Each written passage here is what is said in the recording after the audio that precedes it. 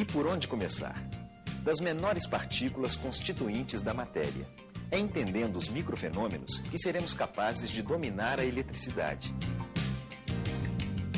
Toda matéria presente no universo apresenta uma constituição semelhante. Um pequeno pedaço de fio de cobre, visto de forma bem aumentada, é uma pequena amostra desta constituição. Observe todas estas pequenas esferas que compõem o fio. Cada uma delas é um átomo. Os átomos são partículas tão pequenas que não podemos identificá-las a olhos nus, somente em equipamentos especiais que fornecem recursos suficientes para simulá-las em sistemas computacionais avançados. Os átomos são ainda constituídos por várias outras subpartículas.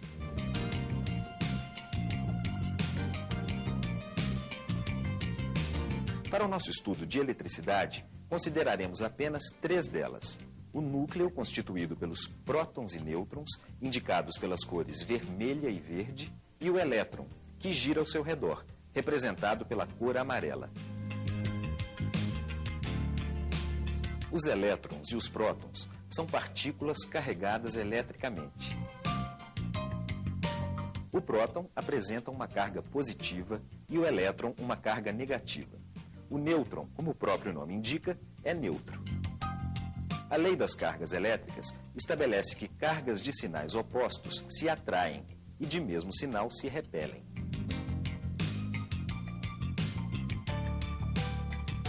O elétron é então constantemente atraído pelo núcleo e repele outros elétrons. A velocidade com que o elétron gira ao redor do núcleo o mantém em órbita, não havendo jamais a colisão com o núcleo. Esta é uma característica surpreendente destas partículas e a chave para a compreensão da eletricidade.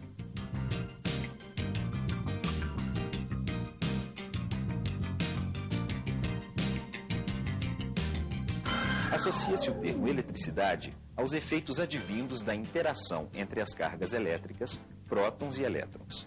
Com este pequeno conceito, pode-se entender grandes princípios de geração e utilização da eletricidade. Na natureza, o número de prótons de um átomo, independente do número de elétrons, caracteriza um elemento. Por exemplo, o elemento cujo núcleo apresenta apenas um próton é o hidrogênio. Com 2 prótons é o hélio. Com 8, o oxigênio, e assim por diante. O próton e o nêutron, situados no núcleo do átomo, jamais se movimentam, sendo responsáveis pela natureza física da matéria. Os cientistas afirmam que o átomo é a menor partícula da matéria que contém as mesmas características do elemento que constitui. Assim, um átomo de hidrogênio tem a mesma estrutura de um grande volume de gás hidrogênio. Já os elétrons não interferem na constituição da matéria. Um átomo de hidrogênio com um elétron será também um átomo de hidrogênio se possuir 2 elétrons. Quando um átomo contém um número de elétrons igual ao de prótons, apresenta-se eletricamente neutro. Desta forma, a carga positiva do próton é anulada pela negativa do elétron. Mas se por alguma razão o elétron for afastado do seu núcleo, temos criadas 2 cargas elétricas, ou seja, uma carga positiva, o núcleo, e uma carga negativa, o elétron.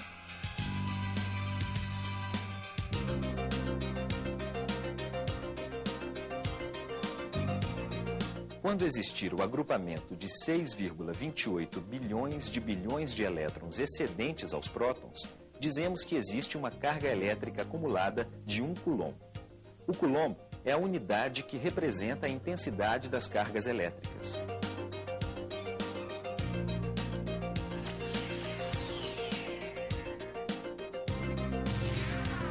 Se observarmos a estrutura atômica mais profundamente, podemos perceber que os elétrons giram ao redor dos seus núcleos, em órbitas elípticas e em camadas, conhecidas como níveis eletrônicos. A última camada é o nível de mais baixa energia e é a mais importante quando se trata do efeito elétrico, sendo conhecida como camada de valência. A camada de valência pode conter até 8 elétrons.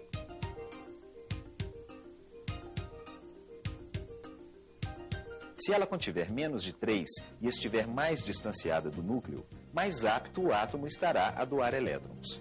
Esta característica pode ser observada em materiais mais nobres, bons condutores elétricos, como o cobre, a prata e o ouro, que apresentam apenas um elétron de valência. Para compreendê-la melhor, veja o comportamento de um material bom condutor elétrico.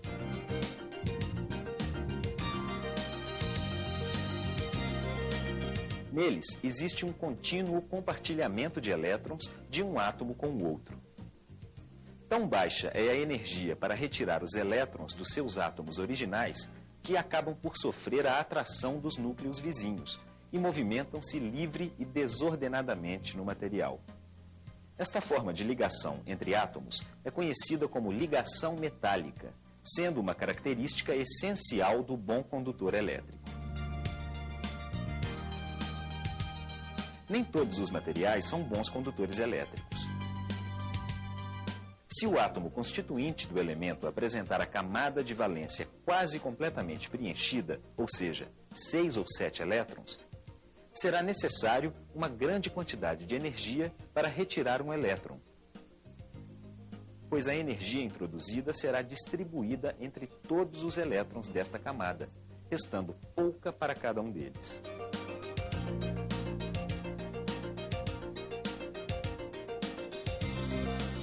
A borracha é um exemplo de como é difícil causar o deslocamento dos elétrons. Um átomo mau condutor de eletricidade é aquele cujos elétrons têm muita dificuldade em tornarem-se livres. Veja agora estes átomos. Eles apresentam 4 elétrons na camada de valência, exatamente a metade do que a camada pode suportar. Suas características são intermediárias entre o bom e o mau condutor elétrico. O carbono, o silício, o estanho, o chumbo e o germânio são elementos que apresentam estas características. Estes elementos são enquadrados na classe dos semicondutores.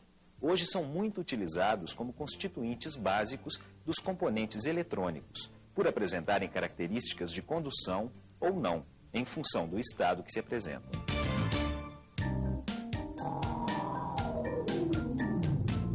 Como aproveitar estes pequenos, porém grandes trabalhadores da natureza em nosso benefício? É simples. Aplica-se uma força externa sobre eles. Passam assim a se deslocar ordenadamente, gerando um fluxo contínuo de elétrons. Este fluxo é conhecido como corrente elétrica.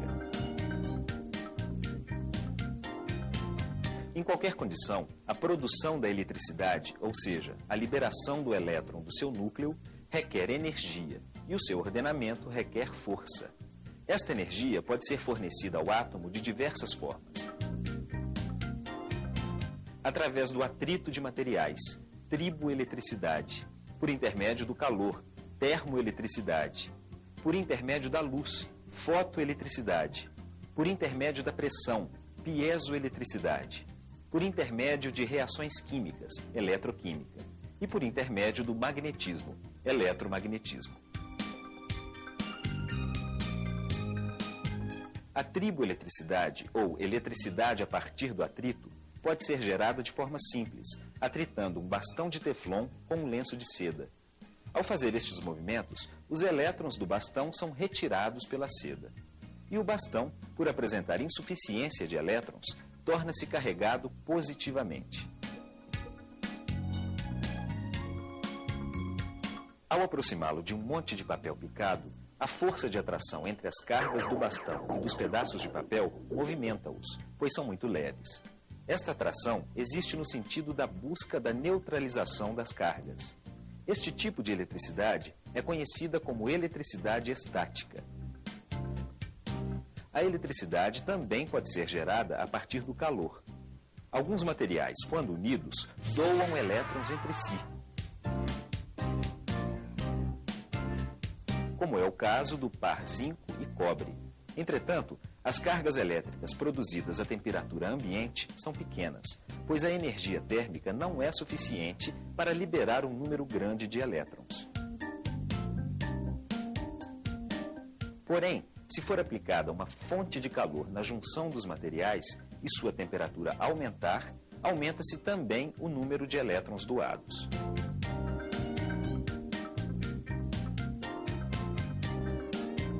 São criadas, desta forma, uma região com excesso e outra com deficiência de elétrons. O par torna-se carregado eletricamente. Esse dispositivo é vastamente utilizado em sistemas de medidas e controle, sendo conhecido como par termoelétrico ou termopar.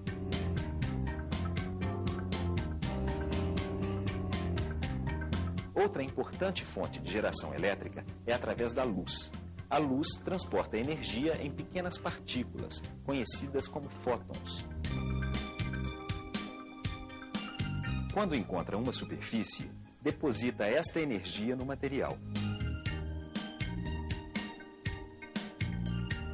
Alguns materiais, como potássio, sódio, césio, lítio e outros, liberam elétrons quando sujeitos a este tipo de solicitação.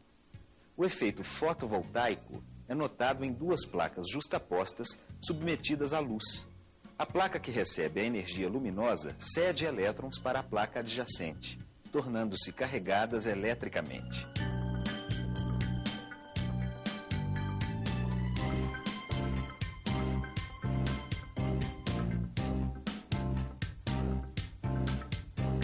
Uma calculadora com bateria solar é um exemplo da utilização deste efeito. Este princípio ainda é pouco utilizado na indústria automobilística, embora suas perspectivas tornem-se cada vez mais promissoras.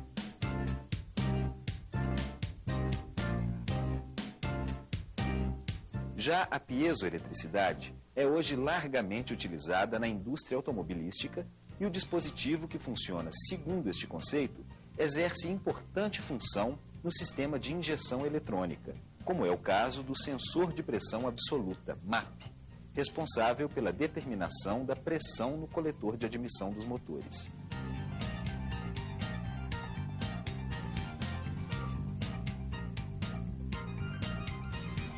O efeito da pressão sobre alguns tipos de cristais, como sais de Rochelle, e algumas cerâmicas, como titanato de bário, causa o deslocamento dos elétrons no sentido oposto à força aplicada.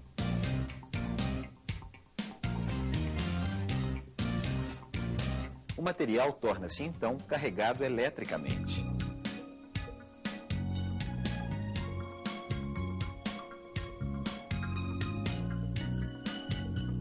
Os microfones utilizam também este princípio, transformando em sinais elétricos as ondas sonoras de pressão que atingem o cristal interno.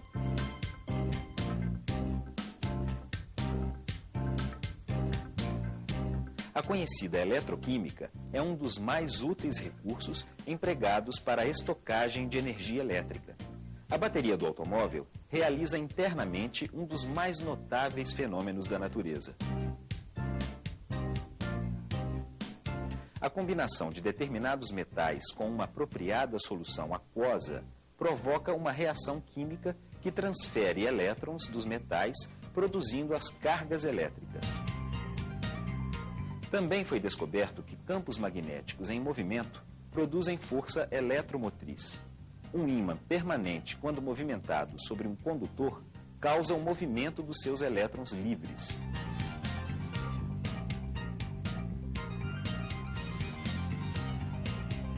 Este é o princípio de funcionamento das centrais hidroelétricas, que utilizam a água acumulada em grandes reservatórios para girar núcleos magnéticos, produzindo eletricidade. Estas são as principais e mais utilizadas formas de se produzir eletricidade.